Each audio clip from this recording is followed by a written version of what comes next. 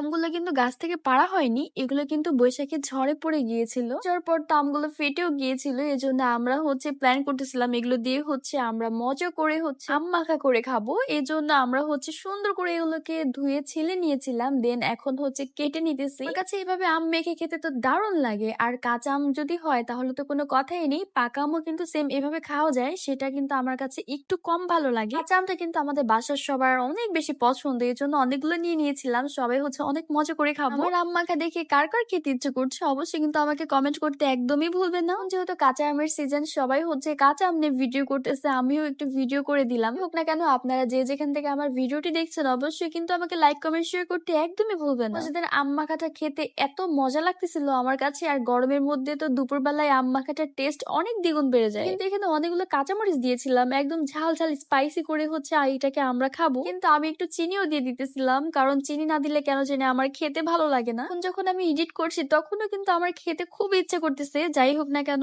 আমার আম মাখার ভিডিওটা কেমন লাগলো অবশ্যই কিন্তু আমাকে কমেন্ট করতে একদমই ভুলবে না। আমি আমার জন্য নিয়ে নিয়েছি